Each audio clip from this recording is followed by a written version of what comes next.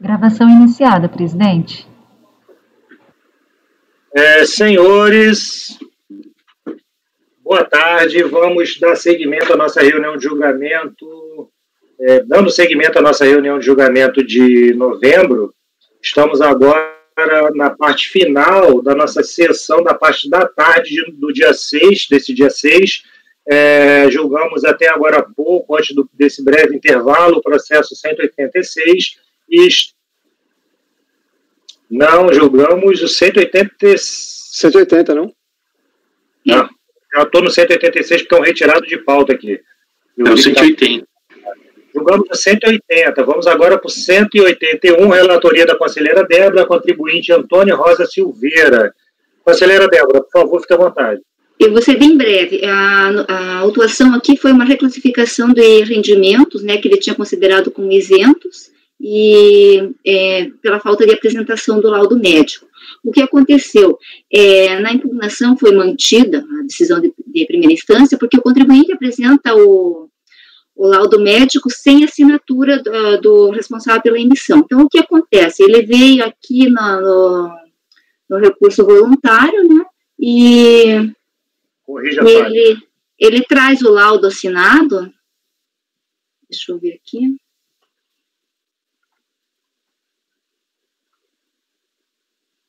Então, ele comprova, né, o preenchimento dos requisitos legais e o acórdão de primeira instância deve ser reformado, cancelando-se o crédito tributário formalizado na notificação de lançamento, porque a única coisa que estava faltando era a assinatura do médico, porque o laudo preenchia os requisitos. Daí ele falou que se equivocou no momento de fazer o protocolo. Senhores, considerações? Daniel, como voto, conselheira relatora, dando provimento ao recurso voluntário. Acompanho, presidente. Rodrigo? Também acompanho, presidente. Eu acompanho a nobre relatora. Douglas? Acompanho, presidente. Acompanho. Marcelo? Acompanho.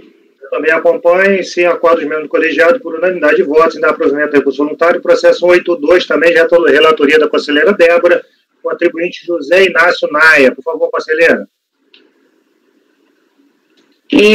Esse aqui... Deixa eu ver. É um crédito também tributário, rendimentos tributários recebidos de pessoa jurídica indevidamente considerados como isento por moléstia grave. A decisão de primeira instância, ela manteve o lançamento, restabelecendo o valor do IRRF glosado de R$ 329,56 da fonte pagadora Unimed Petrópolis.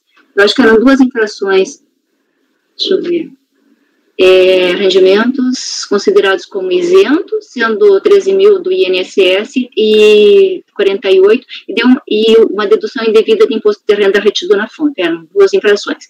A DRJ restabeleceu esse IRRF usado e manteve o lançamento da omissão.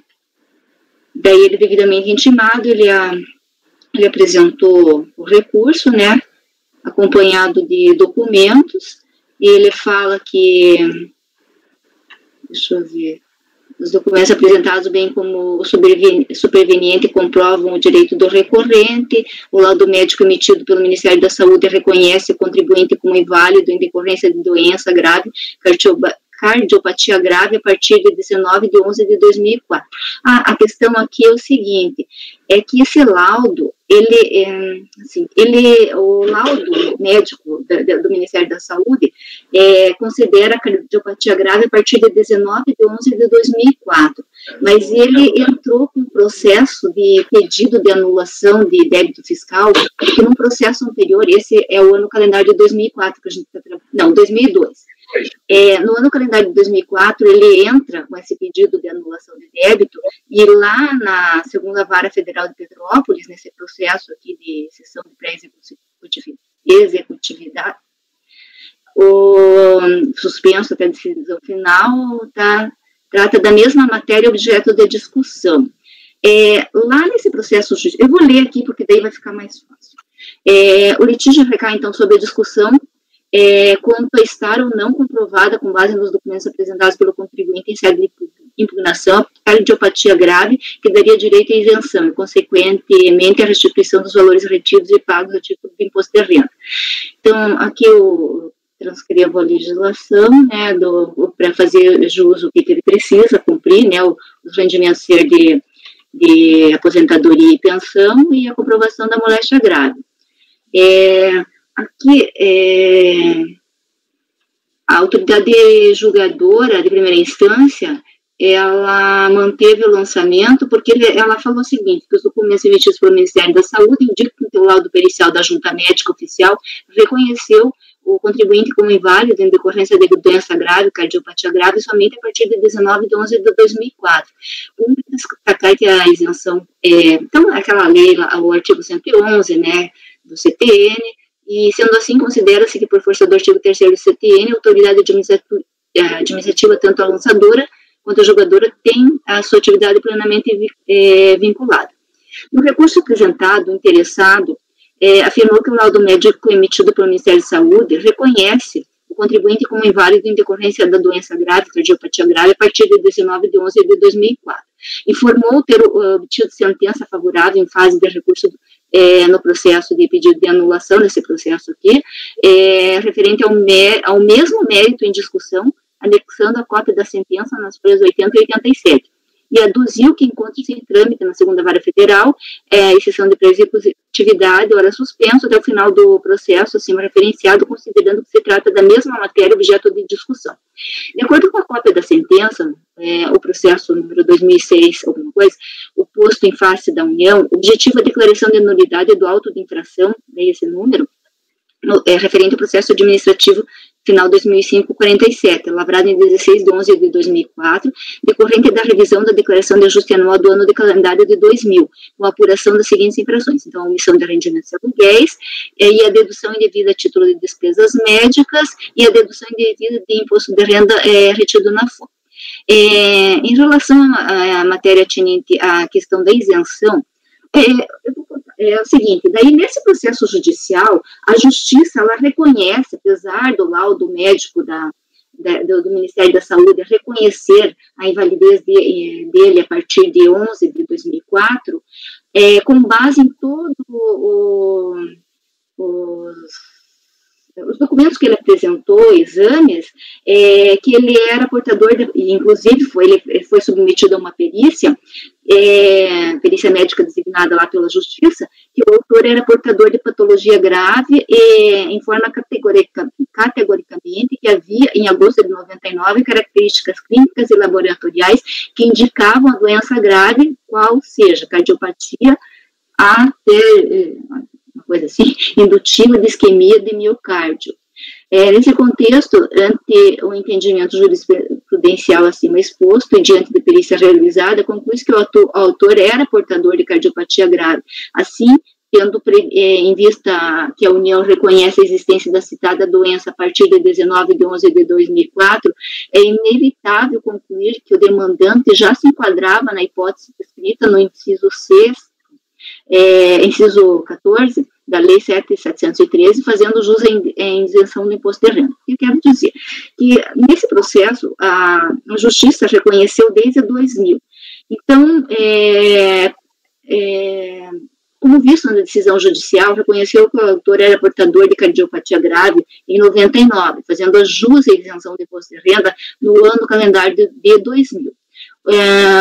O Supremo Tribunal Federal editou a súmula 239, que trata da coisa julgada em matéria tributável nos segundos termos. A decisão que declara indevida a cobrança de imposto em determinado exercício não faz coisa julgada em relação aos posteriores. A questão possa dizer respeito às hipóteses em que deve ser aplicada a referida súmula. Sobre o assunto pertinente à descrição de um texto aqui que eu trago, como é sabido, a súmula 239 dispõe sobre a decisão que declara indevida a cobrança do imposto em determinado exercício não faz coisa julgada em relação a posteriores. Inicialmente, nisso se faz destacar que a coisa julgada em geral tem seus limites objetivos, fixados no objeto do processo. Foi essa consideração, feita essa consideração, temos que a súmula 239 da Corte se aplica à hipótese em que o pedido veiculado em uma determinada demanda tributária esteja limitado a um dado exercício, mas não a hipótese em que o pedido veiculado diga respeito ao tributo propriamente dito, ao tributo existencialmente considerado. Nos casos em que o objeto do processo se restringe a um dado exercício, a restrição repercutirá nos limites da coisa julgada, de modo que a decisão que eventualmente declarar indevida a cobrança do imposto do exercício lá impugnado não fará coisa julgada em relação aos períodos posteriores. Dessa forma, como já decidido pelo STF, a aplicação da súmula 239 está restrita ao plano do direito tributário formal. O que eu quero dizer é o seguinte: uma vez que foi reconhecido num processo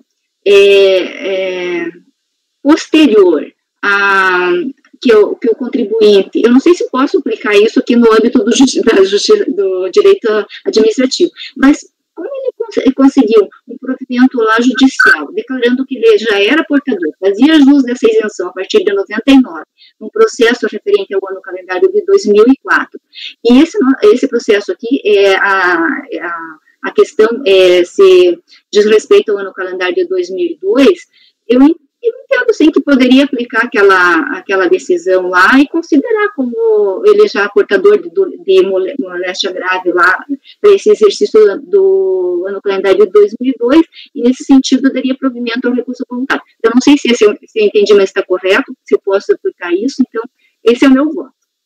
Seu entendimento é lógico, né? É só uma questão até de bom senso, porque a própria Ministério já reconhece a partir de 2004, tem uma decisão judicial que entendeu que o marco inicial não é 2004, é um pouquinho antes. Você está analisando um processo que está no meio. Então, acho que não tem... Foi essa a minha lógica, que como era um posterior e o meu está no anterior, se reconheceu o anterior, né? São absolutamente pertinentes as suas colocações. Senhores, alguém quer fazer alguma pontuação? Conselheira relatora, dando provimento ao recurso voluntário, porque, a despeito do laudo juntado no processo datado de 2004, o contribuinte já havia obtido provimento judicial no reconhecimento de que essa mesma doença já o acometia em 99, e ela está trabalhando exatamente em 2002. Como vota, conselheiro Daniel? Acompanha a relatora, presidente. Rodrigo? Relator, presidente. Garita? Acompanha a relatora também. Douglas? Acompanha, presidente. Fábio? Acompanho. Marcelo? Acompanho. Senhores, assim acordo de membro do colegiado por unanimidade de votos em dar provimento ao recurso voluntário. Esse é o processo senhor José Inácio Naia, não é isso, conselheira Débora? Isso, presidente. Vamos ao processo seguinte, 183, André Gorgola e item 183, final 2009, 81, também de relatoria da conselheira Débora. Por favor, conselheira. Então, é um processo aqui referente ao crédito tributário lançado referente às infrações de dedução indevida de dependente, dedução de despesas médicas, instrução e pensão alimentícia judicial, totalizando um montante de deduções de 82 mil. Cientificado do lançamento, o contribuinte apresentou a impugnação, a DRJ restabeleceu parcela da despesa médica efetuada pelo contribuinte no valor de 17.475,06, mantendo o crédito tributário em parte. O contribuinte, ele apresenta recurso voluntário em relação à glosa da dedução da pensão alimentícia judicial e dedução de dependente e instrução da alimentanda. Eu vou direto lá para o voto. E em relação às glosas das despesas médicas, então, a pensão alimentícia. A decisão de primeira instância manteve a glosa a título de dedução de pensão alimentícia sob o argumento de que não houve a comprovação da prova efetiva do pagamento dos valores, transferência de recursos estipulados pelos acordos judiciais, uma vez que se dariam através de instituição bancária. Para fins de comprovação do dever de pagamento da pensão alimentícia, foram apresentadas cópias dos seguintes documentos. Então, a ata de audiência, referente a uma ação de investigação de paternidade, a autora Andressa Fernandes, onde ficou estipulado a título de alimentos a importância de R$500, depositados na conta da mãe da autora. Cópias dos depósitos efetuados nas contas de Marlene Fernandes e Marta Regina Biasotto, e os recibos de pensão alimentícia de Marlene Fernandes. Então, são esses recibos que ele traz e as cópias dos depósitos. Então, as minhas considerações.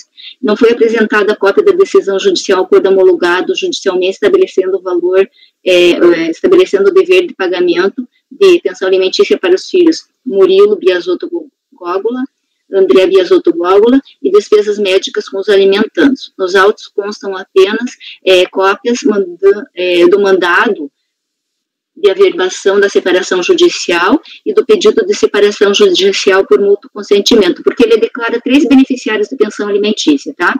Então, além da cópia da decisão da ação de investigação de paternidade, foi determinado o pagamento de alimentos no valor de R$500, não foi apresentado outro documento, acordo ou determinação judicial estabelecendo o pagamento em quantia superior ao decidido pelo juiz daquela decisão. Então, na declaração de ajuste foram informados os seguintes valores de pagamento para essas 4 pessoas, né? E o quadro abaixo apresenta o resumo dos valores declarados, comprovantes de pagamentos efetuados e passíveis de dedução na declaração de ajuste anual, com base nos documentos que ele comprova o dever de pagamento. Então, ele declarou um total de 57.300, comprova, apresentou 54.992 de depósitos bancários, e é passível de dedução o valor de R$6.000, que é a pensão alimentícia fixada em 5.000, então, vezes 12, né, que dá os 6.000 para Marlene Fernandes, que é naquela ação de de investigação de paternidade. É isso que eu daria provimento parcial nesse sentido para reconhecer R$6.000 como passível de restabelecer, no caso, né, os 6.000 a título de pensão alimentícia. Na questão do dependente, na sua declaração de ajuste anual, informou como dependente a Andressa, que vem a ser beneficiária de pensão alimentícia, né? Então, exceto na hipótese de mudança de relação de dependência no decorrer do ano calendário, ela pode figurar como dependente e beneficiária, que não é o caso nos autos, não há essa comprovação, então estou mantendo a glosa dela. As despesas de instrução também da Andressa, não há, né, o dever lá de pagamento desse despesa com instrução, só foi fixado aqueles 500, então também deve ser mantida a glosa. Em relação às despesas médicas, eu fiz aqui um quadrinho do que foi pleiteado pelo contribuinte, o restabelecido e o que foi mantido. Apesar de não ter sido apresentada a cópia da decisão judicial homologada judicialmente, determinando o ônus do contribuinte do pagamento de despesas médicas dos filhos Murilo e o André, mesmo para o ex-cônjuge Maria Regina, a 8ª turma da DRJ restabeleceu despesas médicas das referidas pessoas, dentre as quais estão os pagamentos declarados por Bradesco Saúde, e uma nota aqui, essa 1567, emitida pela clínica Swenson, identificada como consulta médica do Murilo Gógola. Oportuna a observação que no termo de intimação não foi solicitado ao contribuinte a comprovação do efetivo pagamento das despesas declaradas, e também a reprodução da ementa da consulta interna 23, que trata da presunção no caso do comprovante de despesas médicas, aquela situação que quando sai a nota no nome do contribuinte, pressupõe, se não tiver no corpo da nota que o serviço foi prestado para ele, pressupõe. Então, é isso que eu quero. Estou correndo rapidinho para não demorar muito, mas é nesse sentido. Então, nesse sentido, deverão ser restabelecidas as seguintes despesas médicas declaradas, cujos comprovantes de pagamento do serviço médico foi emitido em nome do contribuinte sem especificação do beneficiário do serviço. Então, eu fiz um apanhado. Então, essas notas aqui, como só constava o nome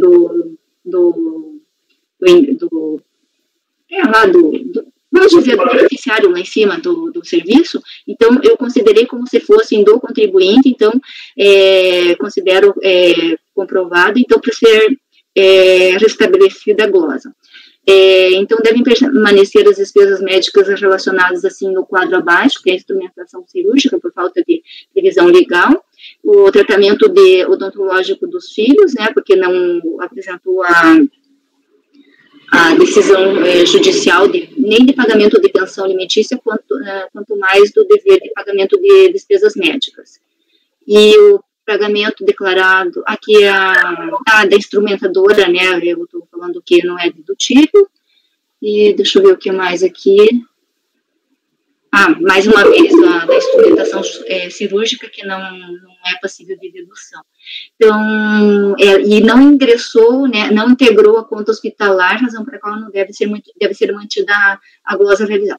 Em relação aos demais pagamentos declarados, deve ser mantida a glosa por se referirem a despesas com os filhos, que não forem incluídos como dependentes da declaração de ajuste anual, entregue também não foi apresentada cópia da licença, como eu já tinha falado, né.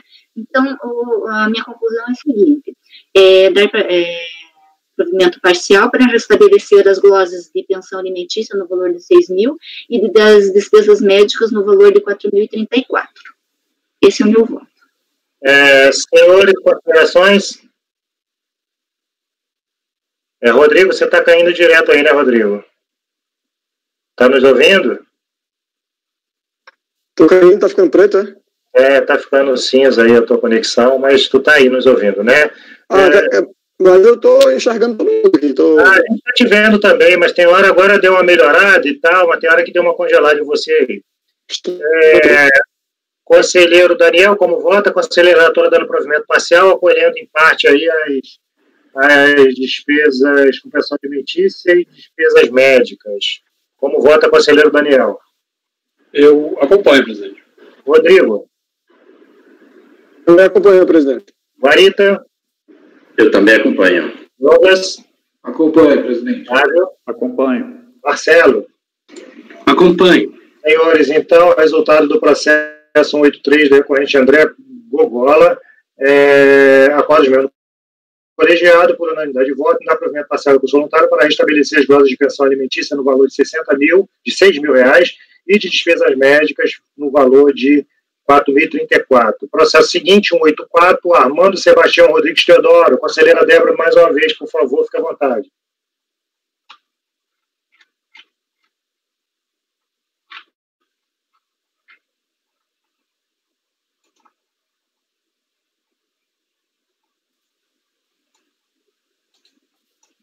Isso aqui também é uma glosa de pensão alimentícia judicial no valor de 104.000. A DRJ julgou a impugnação improcedente. O contribuinte apresentou recurso voluntário, acompanhado de documentos. Vou lá para o voto. Pode até passar a conclusão, né, Débora, porque o assunto já... É o mesmo, né? Então, é o seguinte... com o recurso, o contribuinte apresentou a cópia da sentença de homologação de separação do casal com fixação de alimentos para os 2 filhos no valor de 10.000, na proporção de 50% para cada um, zerado em 6 de 11 de 2002. Logo, diante da comprovação do dever de pagar alimentos, deve ser restabelecida a dedução de alimentos pleiteada.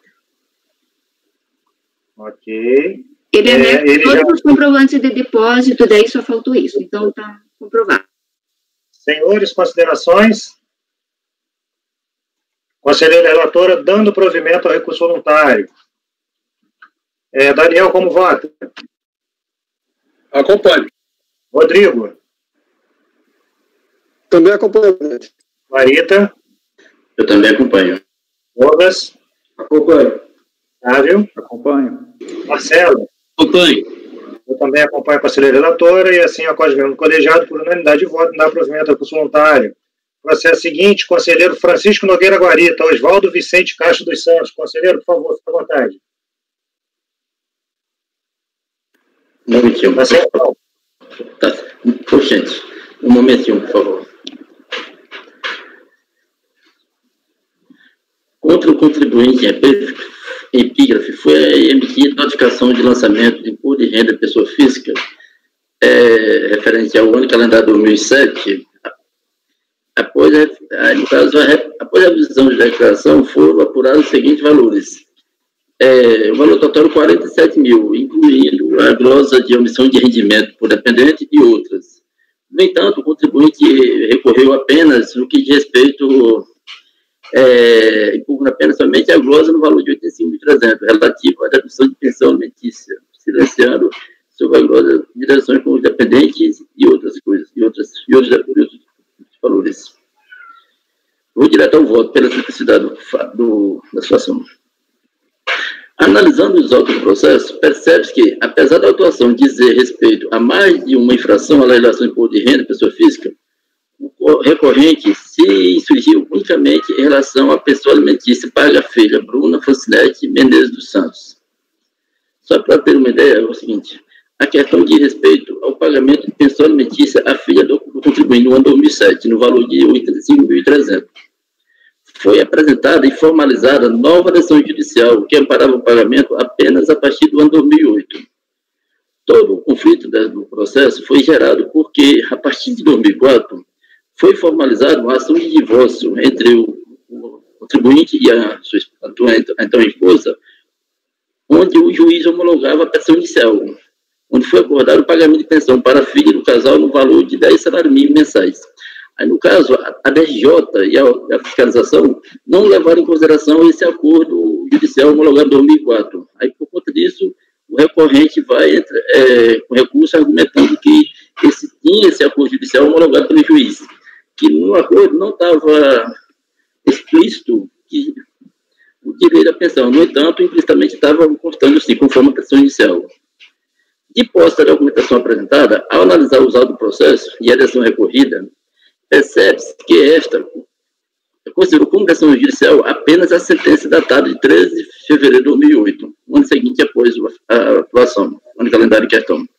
Sendo que, em seu acordo, decidiu que a referida decisão judicial teria validades apenas a partir da data de 2008, não servir, portanto, para comprovar não seria, portanto, para comprovar os pagamentos a título de pensão alimentícia ocorridos no decorrer do ano 2007, conforme os trechos da sua decisão a seguir apresentados. Por conta disso, considerando, então, a homologação judicial datada de 2004 e a declaração de recebimento de pensão alimentícia apresentada pela beneficiária, onde a mesma afirma que recebeu os valores acordados desde 2004 e que nos 3 primeiros meses do ano de 2007 o valor do salário mínimo então vigente era 350, medida para usar 288, e que nos demais meses era de 380, lei número 11.498 de 2007, tem-se que deve ser considerado como pago e comprovado como pensão alimentícia no ano de calendário 2007 o valor total de 44.700, que foi resultando da somatória de 10 vezes 350 nos 3 primeiros meses, mais 10 vezes 380 nos 9 meses restantes, conforme o trecho do termo de audiência com aprovação de sentença datada de 26 de abril de 2004, a seguir está transcrito. Aí, certo. Assim, tendo em vista tudo que conduz autos, bem como na exceção de fato, voto por conhecer recurso para dar parcial provimento no sentido de considerar como pagamento pessoal alimentícia o valor de 44.700. Porque nesse acordo judicial, feito em 2004, estava bem, de uma forma implícita, estava bem claro a obrigação do contribuinte pagar a pensão para sua filha e também, com o processo, a declaração dela que ela recebeu esses valores nesse período também. Esse é o meu voto. Senhores.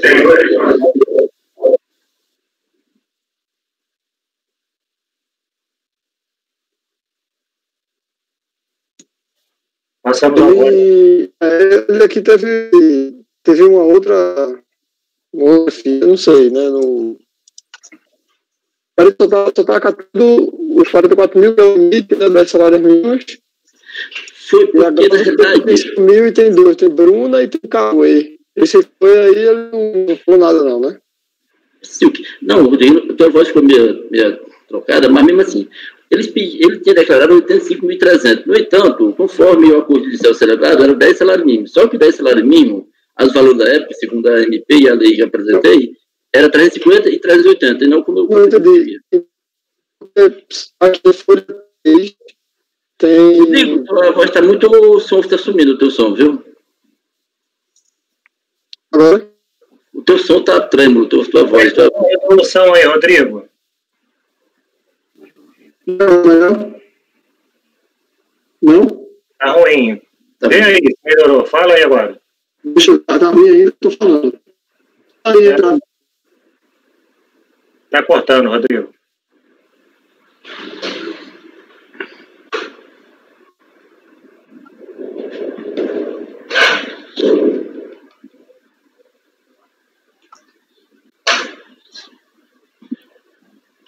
E agora, melhor?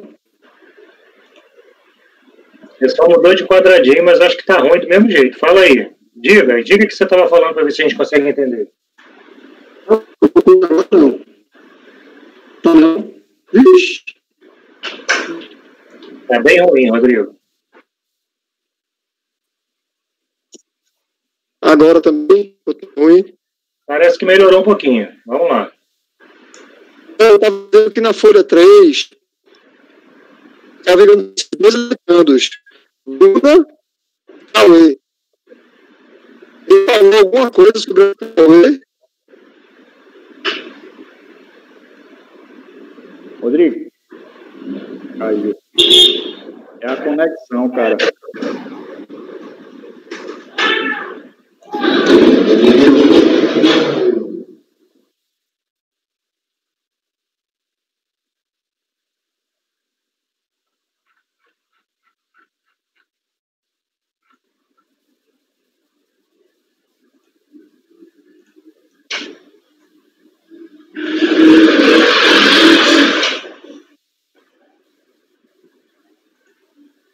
Na última citação, antes da conclusão, é que ele menciona o decidido pelo acordo, onde ele homologa a pressão inicial, que é definido 10 salários mínimos para a filha do casal. Então, mas pelo que eu entendi que o Rodrigo estava falando, é que assim, tem aqui Bruna e Cauê.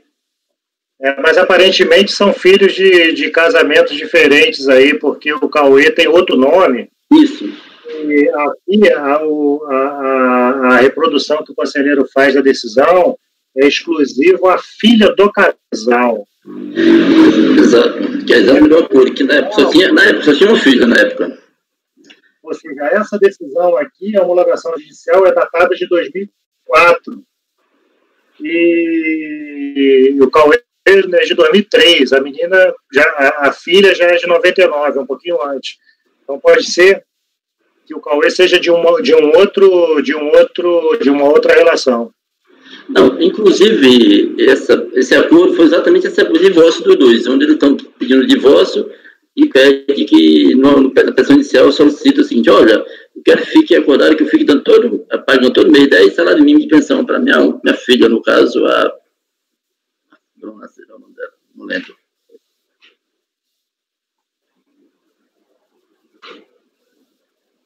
Para a Lohana. Isso. E aí, com relação ao outro, não tem documentos no processo que apontem o pagamento para o Cauê, é isso? Sim, não, além do mais, ele não nem questionaram mais isso, ele só questionou dela, pronto, nada mais no recurso, nada mais, ele esqueceu, inclusive no próprio... Rodrigo, não sei se você nos ouve, Rodrigo, a questão relatada aqui pelo conselheiro Guarita é que o contribuinte nem questiona mais isso, ele só tenta aproveitar o valor pago à Lohana, que é a filha mais velha, tá bom? Senhores, considerações adicionais? Rodrigo já deu sinal de positivo ali, que entendeu perfeitamente, que já está satisfeito, pronto para votar.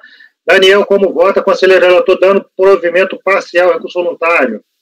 Eu acompanho, presidente. Rodrigo? Acompanho todo, presidente.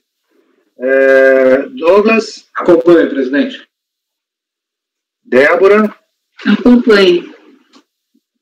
Sávio? Acompanho. Marcelo? Acompanho. Ok. Qual é o valor, Guarita, por favor, da pensão alimentícia que você está restabelecendo? 40 aí? R$ 4.700. Então, eu também acompanho o conselheiro Guarita, acordo de membro colegiado por unanimidade de voto, não dá provimento parcial voluntário para restabelecer a glosa de pensão alimentícia no valor de... Não é glosa, né? É restabelecer a dedução. de pensão alimentícia no valor de R$ 44.700. Correto.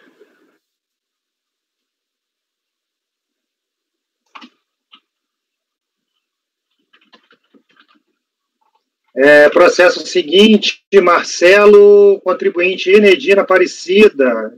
Trata-se de um paradigma de um lote de repetitivo composto pelos processos 188, 189, 190 e 191. Marcelo Risso, por favor, fique à vontade.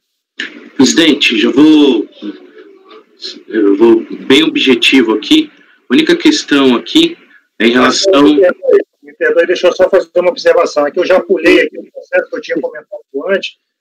Esse teu processo é um 87, o do Guarita foi um 85, 86.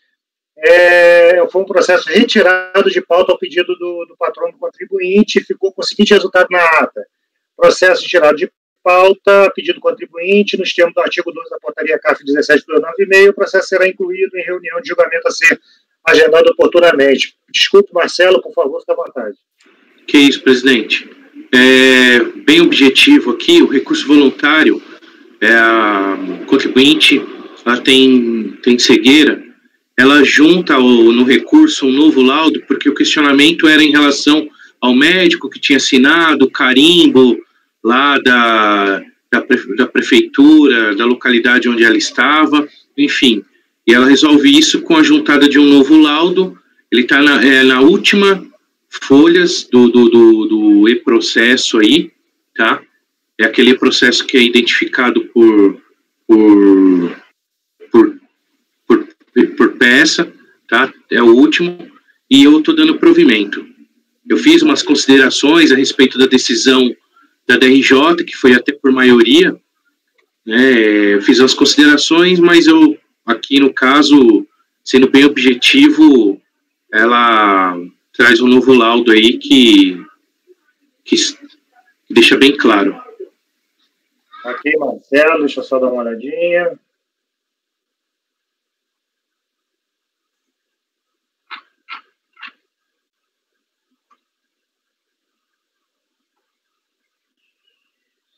É o último documento, né, Marcelo, que você falou? É o último documento, presidente. Está lá como laudo pericial.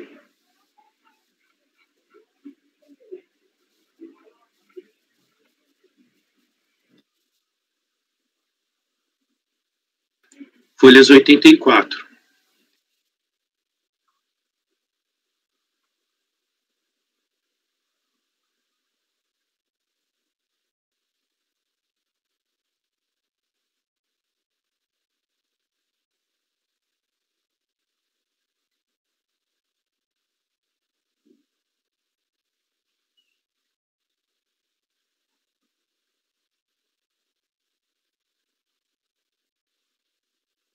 Você entendeu aqui? A cegueira é o quê, Marcelo? Monocular, é isso? Biocular. Biocular, né? Isso. Biocular.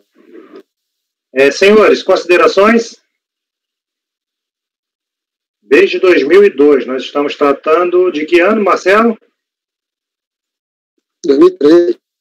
É o repetitivo que eu peguei, só um minuto. Estamos escutando. Sim, Rodrigo, tá falhando, mas... É 2013 o ano calendário. 13? Ok. Senhores, conselheiro Marcelo, dando provimento ao recurso voluntário da senhora Enedina Aparecida Gazela. Como vota? Alguém quer fazer alguma consideração? Como vota, Daniel? Acompanhe, presidente.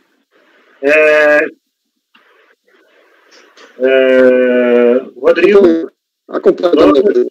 Guarita? Acompanhe também. Douglas? Acompanhe também, presidente. Acompanhe. Eu também acompanho, assim, acordo de membro do colegiado por unanimidade de voto em dar provimento ao recurso voluntário. Como disse, trata-se de um paradigma de um lote de repetitivos. E esse lote de repetitivos, que é composto do processo 188 a 191, ficará com o seguinte resultado: acordo aos membros do colegiado por unanimidade de votos em dar provimento ao recurso voluntário. O julgamento desse processo seguiu a sistemática dos recursos repetitivos, aplicando-se decidido o processo número de 2019-95, paradigma ao qual o presidente foi vinculado. Todos os processos que citei são da mesma contribuinte, Enedina. Senhores, com isso, encerramos o último processo pautado para esta tarde do dia 6/11, agradecendo a todos aí pela colaboração e determinação aí para a gente conseguir vencer essa pauta. Eu vou pedir, por favor, e agradecendo também a senhora Patrícia, lá que nos ajuda do CARF, eu vou pedir, por favor, que ela interrompa a gravação neste momento.